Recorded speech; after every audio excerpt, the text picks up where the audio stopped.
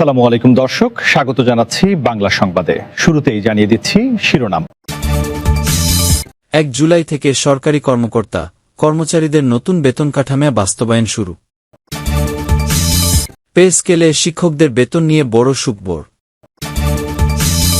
আগামী ১ জুলাই থেকে সরকারি কর্মকর্তা কর্মচারীদের নতুন বেতন কাঠামো বাস্তবায়ন শুরু হচ্ছে।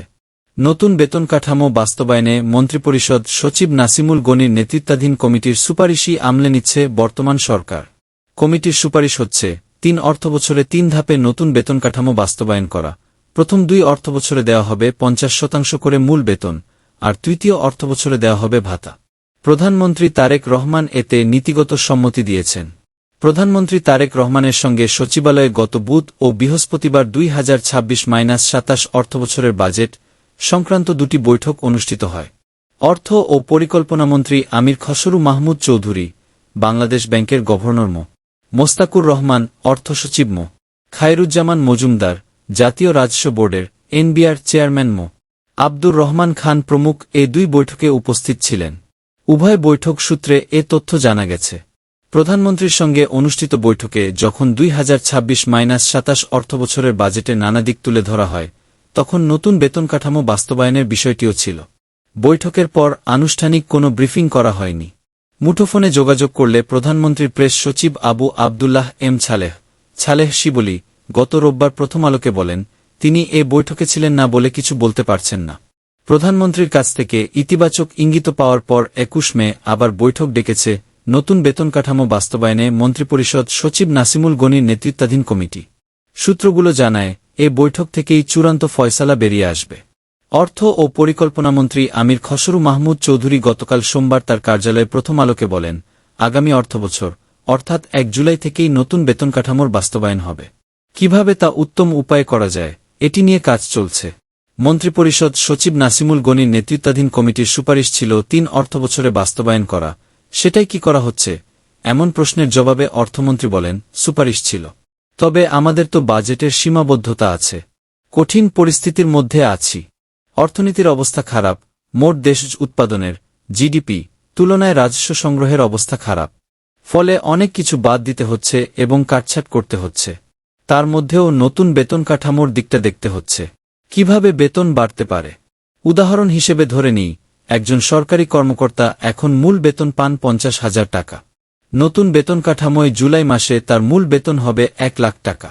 কিন্তু তিনি আগামী জুলাই মাসেই মূল বেতনের পুরো অংশ পাবেন না। নতুন বেতন কাঠামোয় বর্তমান মূল বেতন থেকে যতটুকু বাড়ল, এর ৫০% পরিমাণ টাকা পাবেন তিনি। এর মানে ওই কর্মকর্তা জুলাই মাস থেকে মূল বেতন হিসেবে ৭৫,০০০ টাকা পাবেন। বাকি ভাতা ও অন্যান্য সুবিধা আগের মতোই পাবেন। দ্বিতীয় বছরের জুলাই মাসে নতুন বেতন কাঠামোর পুরো মূল বেতন অর্থাৎ ১ লাখ টাকা পাবেন। অন্যান্য সুবিধা আগের হিসাবেই পাবেন। এরপর তৃতীয় বছরের জুলাই মাসে গিয়ে ওই সরকারি কর্মকর্তা ১ লাখ মূল বেতনের পাশাপাশি নতুন বেতন কাঠামো অনুসারে বাড়িভাড়া সহ অন্যান্য ভাতা ও সুবিধা পেতে শুরু করবেন। অধ্যাপক মোহাম্মদ ইউনুসের নেতৃত্বে গঠিত সাবেক অন্তর্বর্তী সরকারের সময় সরকারি কর্মকর্তা কর্মচারীদের নতুন বেতন কাঠামো তৈরির জন্য বেতন কমিশন গঠন করা হয়। সাবেক অর্থসচিব জাকির আহমেদ খানের নেতৃত্বাধীন ২৩ সদস্যের বেতন কমিশন গত ২১ জানুয়ারি তৎকালীন প্রধান উপদেষ্টা অধ্যাপক মোহাম্মদ ইউনুসের কাছে বেতন ভাতা বৃদ্ধির সুপারিশ সংবলিত কমিশনের প্রতিবেদন জমা দেয়। ফেব্রুয়ারিতে বিএনপি সরকার রাষ্ট্র পরিচালনার দায়িত্ব নেওয়ার ২ মাস পর নতুন বেতন কাঠামো বাস্তবায়নে গত ২৩ এপ্রিল মন্ত্রিপরিষদ সচিবের নেতৃত্বে ১০ সদস্যের একটি কমিটি গঠন করা হয়। এই কমিটি ৩ ধাপে বেতন কাঠামো বাস্তবায়নের সুপারিশ করে। প্রধানমন্ত্রীর কাছ থেকে ইতিবাচক ইঙ্গিত পাওয়ার পর ২১ মে নতুন বেতন কাঠামো বাস্তবায়নের জন্য আবার বৈঠক ডেকেছে নাসিমুল গনির কমিটি। সূত্রগুলো জানায়, এ বৈঠক থেকেই চূড়ান্ত ফয়সালা বেরিয়ে আসবে। জাকির আহমেদ খানের নেতৃত্বাধীন বেতন কমিশন প্রতিবেদন জমা দেওয়ার পর তৎকালীন প্রধান উপদেষ্টার প্রেস উইং জানিয়েছিল, বর্তমানে ১৪ লাখ সরকারি কর্মচারী এবং ৯ লাখ পেনশনভোগীর জন্য সরকারের ব্যয় হচ্ছে ১,৩১,০০০ কোটি টাকা। কমিশন বেতন ভাতা বৃদ্ধিসহ যেসব নতুন প্রস্তাব করেছে, সেগুলো বাস্তবায়ন করতে হলে বাড়তি ১,০৬,০০০ কোটি টাকার দরকার পড়বে। সূত্রগুলো জানায়, আগামী অর্থবছরের বাজেটে মূল বেতনের ৫০% বরাদ্দ রাখতে ৩০ থেকে ৩৫,০০০ কোটি টাকা ব্যয় হতে পারে। বৃদ্ধির সুপারিশ ১০০-১৪০%। প্রস্তাবিত বেতন কাঠামোয় ১০০ থেকে ১৪০% বৃদ্ধির সুপারিশ করা হয়েছে। তবে গ্রেড, ধাপ রাখার কথা বলা হয়েছে আগের মতোই 20টি। কমিশন বর্তমানের সর্বনিম্ন বেতন কাঠামো ৮,২৫০ টাকা থেকে বাড়িয়ে ২০,০০০ টাকা করার সুপারিশ করেছে। আর সর্বোচ্চ বেতন কাঠামো নির্ধারিত ৭৮,০০০ টাকা থেকে বাড়িয়ে সুপারিশ করা হয়েছে নির্ধারিত ১,৬০,০০০ টাকা। মন্ত্রিপরিষদ বিভাগের সচিব, প্রধানমন্ত্রীর কার্যালয়ের মুখ্য সচিব এবং সিনিয়র সচিবদের জন্য ২০ ধাপের বাইরে একটি ধাপ তৈরি করবে অর্থ বিভাগ, যা পরে প্রজ্ঞাপন আকারে জারি করা হবে। অষ্টম বেতন কমিশনের প্রায় এক যুগ পর ২০২৫ সালের ২৭ জুলাই সরকার ২৩ সদস্যবিশিষ্ট নবম জাতীয় বেতন কমিশন গঠন করে। ৬ মাসের মধ্যে প্রতিবেদন দাখিলের সময়সীমা নির্ধারণ করা হয়। পরে এক দফা সময় বাড়ানো হয় এবং কমিশনের প্রতিবেদন দাখিলের নির্ধারিত শেষ তারিখ ছিল ১৪ ফেব্রুয়ারি। নির্ধারিত সময়ের ৩ সপ্তাহ আগেই কমিশন প্রতিবেদন পেশ করে।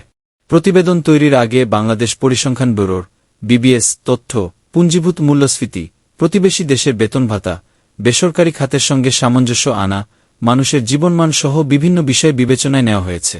অর্থ মন্ত্রণালয়ের সূত্রগুলো জানায়, মূল বেতন বাড়ার ফলে বাড়ি ভাড়া, চিকিৎসা ও অন্যান্য ভাতার অঙ্ক স্বয়ংক্রিয়ভাবে বাড়বে। সরকারি চাকরিজীবীরা এতদিন মূল বেতনের ২০% বৈশাখী ভাতা পেয়ে আসছিলেন। এ হার বাড়িয়ে ৫০% করার সুপারিশ করা হয়েছে। এতদিন ১১তম থেকে ২০তম ধাপের চাকরিজীবীদের জন্য যাতায়াত ভাতা ছিল। এই যাতায়াত ভাতা নতুন বেতন কমিশন ১০ম থেকে ২০তম ধাপ পর্যন্ত দেওয়ার সুপারিশ করেছে। পেনশনভোগীদের সুবিধাও বাড়ছে। কর্মরত সরকারি চাকরিজীবীদের পাশাপাশি পেনশনভোগীদের পেনশনের হারও শতভাগের বেশি বৃদ্ধির সুপারিশ করা হয়েছে। বলা হয়েছে, মাসে ২০,০০০ টাকার কম পান এমন পেনশনভোগীদের পেনশন ১০০% মতো বৃদ্ধি হতে পারে। তবে যারা মাসে ২০ থেকে ৪০,০০০ টাকা পেনশন পান, তাদের পেনশন ৭৫% পর্যন্ত বৃদ্ধির সুপারিশ করা হয়েছে। আর যারা মাসে ৪০,০০০ টাকার বেশি পেনশন পান, তাদের পেনশন বাড়তে পারে ৫৫% পর্যন্ত। আগামী অর্থবছরে তাদের জন্য কতটুকু দেওয়া যায় তা চূড়ান্ত করার কাজ চলছে। এদিকে ৭৫ বছরের বেশি বয়সী পেনশনধারীদের চিকিৎসার ভাতা ১০,০০০ টাকা দেওয়ার সুপারিশ করা হয়েছে। আর ৫৫ থেকে ৭৪ বয়সী পেনশনভোগীরা পেতে পারেন ৮,০০০ টাকা চিকিৎসা ভাতা। ৫৫ বছরের কম বয়সীদের চিকিৎসার ভাতা দেওয়ার সুপারিশ করা হয়েছে ৫,০০০ টাকা। এছাড়া বেশি বেতনের সরকারি চাকরিজীবী, অর্থাৎ প্রথম থেকে ১০ম ধাপ পর্যন্ত চাকরিজীবীদের বাড়িভাড়া তুলনামূলক কম হারে বৃদ্ধির সুপারিশ করা হয়েছে।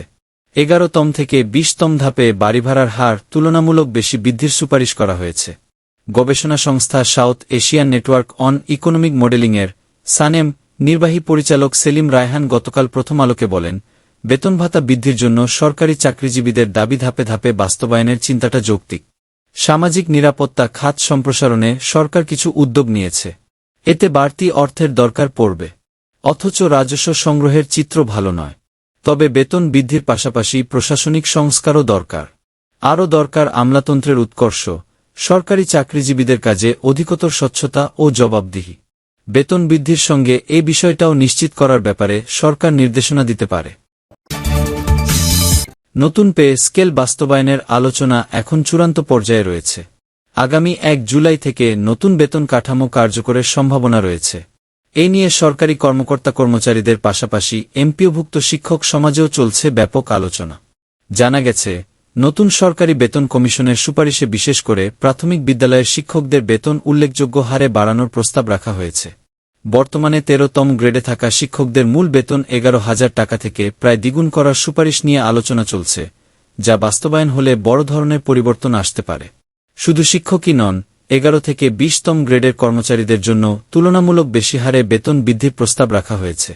একই সঙ্গে টিফিন ভাতাসহ বিভিন্ন সুযোগ সুবিধা বাড়ানোর সুপারিশ করা হয়েছে বলে সংশ্লিষ্ট সূত্র জানিয়েছে। তবে নতুন পে স্কেল নিয়ে এমপিওভুক্ত শিক্ষক কর্মচারীদের মধ্যে যেমন আশার সঞ্চার হয়েছে, তেমনি তৈরি হয়েছে কিছু শঙ্কাও। নবম পে স্কেল কার্যকর হলে এমপিওভুক্ত শিক্ষকরা একই হারে বেতন ভাতার সুবিধা পাবেন কিনা তা নিয়ে এখনও রয়েছে অনিশ্চয়তা। ফলে কয়েক লাখ শিক্ষক কর্মচারীর মধ্যে বিষয়টি নিয়ে উদ্বেগ বাড়ছে। এ বিষয়ে অর্থ মন্ত্রণালয় ও পে কমিশনের সংশ্লিষ্টদের সঙ্গে আলোচনায় জানা গেছে, বর্তমান সরকারি বেতন কাঠামোর আওতায় থাকা কর্মকর্তা-কর্মচারীরা নতুন পে স্কেল কার্যকর হলে সুবিধা পাবেন। অর্থাৎ শুধু মূল বেতন নয়, ধাপে ধাপে অন্যান্য ভাতা ও সুযোগ সুবিধাও নতুন কাঠামোর সঙ্গে সমন্বয় করা হতে পারে।